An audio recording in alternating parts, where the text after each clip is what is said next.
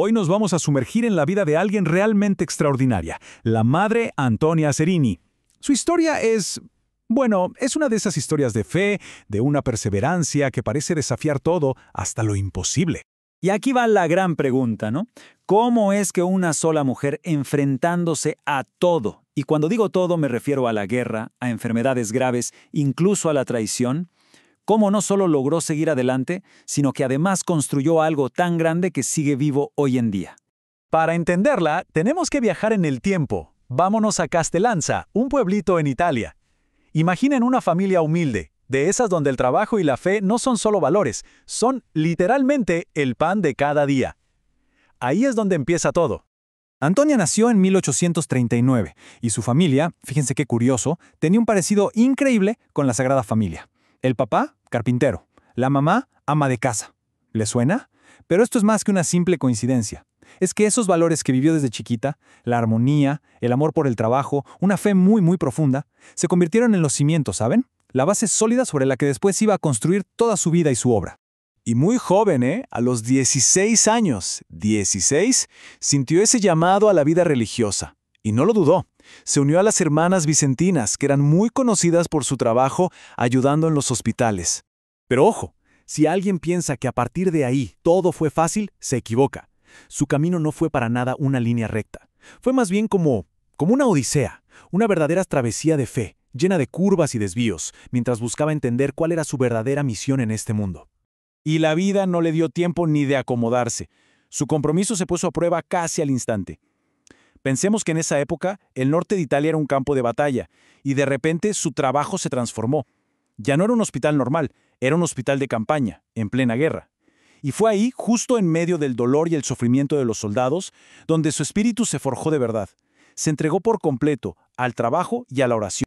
Esta búsqueda de la que hablamos la llevó literalmente a cruzar el océano. Pasó por varias congregaciones. Primero, tuvo que irse de Italia por la persecución religiosa de la época. ¿Y a dónde fue? A Argentina.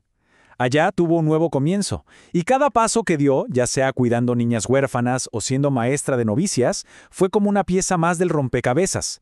Cada experiencia era una lección de fortaleza, acercándola a esa misión que ella sentía en el corazón que era solo para ella. Y es justo ahí, cuando estaba enseñando a otras religiosas, que por fin todo se aclaró. Su propósito final le fue revelado. Pero, como suele pasar en las grandes historias, esta revelación vino de la mano de una prueba muy dura. Imaginen la escena. Está guiando a otras en su fe y de repente, ¡pum!, una revelación que lo cambia absolutamente todo. Se da cuenta de que su camino no era seguir en una congregación que ya existía. No, su verdadera vocación era crear una desde cero. Una nueva, con un propósito súper claro y urgente, dedicarse en cuerpo y alma a cuidar a los enfermos. Esa fue la idea, la chispa que lo inició todo. Y justo ahí, en el momento de máxima claridad, cuando por fin sabía qué tenía que hacer, la vida le pone otro obstáculo gigantesco. Cae gravemente enferma. Todo su sueño, esa misión que sentía tan clara, de repente parecía que se iba a desvanecer antes de poder dar el primer paso. Entonces, en un acto de fe total, hizo una promesa. Se encomendó a San Antonio de Padua y le dijo: «Si me ayudas a sanar, si intercedes por mí, la congregación que funde llevará tu nombre». ¿Y qué pasó? Se recuperó. Para muchos fue un verdadero milagro. Y con su salud, volvió también una determinación de acero para cumplir esa promesa. Así que con la salud de vuelta y con la certeza de que este era su camino, la Madre Antonia se puso manos a la obra. Era hora de hacer esa visión una realidad. Y así fue. El 4 de octubre de 1889, en Mercedes, allá en Argentina, nace oficialmente su congregación. El nombre original lo decía todo, reflejaba esa misión que la movía: la Congregación de Hermanas Enfermeras de San Antonio de Padua. Más claro, imposible. Pero la historia de la Madre Antonia no es un cuento de hadas. Cuando uno cree que ya superó todo, la vida le presenta la prueba más dura de todas. A medida que su salud empeoraba, en lugar de recibir apoyo, la apartaron. La sacaron del liderazgo de la congregación que ella misma había fundado y le enviaron lejos. Imaginen ese dolor, no solo el físico, sino el del exilio, el del abandono por su propia obra. Y aunque sus últimos días los vivió así, alejada de su creación, su historia no termina ahí.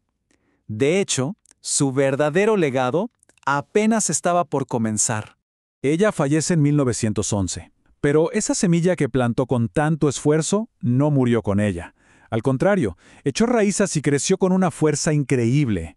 Tanto así que décadas después, cuando la historia se repite y hay una nueva persecución en Argentina, las hermanas hacen lo que ella hizo.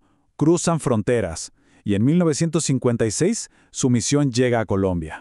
Y es en Colombia donde vemos que ese espíritu de la Madre Antonia está más vivo que nunca. Las hermanas se enfocaron en lo que más necesitaba la gente de ahí. Educación para los que no sabían leer, atención médica básica, ayuda a las familias con menos recursos, talleres para aprender un oficio, o sea, la misión original, en acción, demostrando que su legado seguía intacto. Y todo se resume en sus últimas palabras, que son potentísimas. Dijo, llamen primero al médico del alma y después al del cuerpo. ¡Qué frase! Es toda su filosofía de vida en una oración. Una forma de entender el cuidado que no se queda solo en lo físico, sino que va a lo más profundo, al espíritu. Y esta idea no solo es la guía de su congregación hoy en día, sino que nos deja pensando, ¿no? A lo mejor, el verdadero legado de una persona no está en los edificios que construye, sino en el espíritu, en la inspiración que deja en los demás.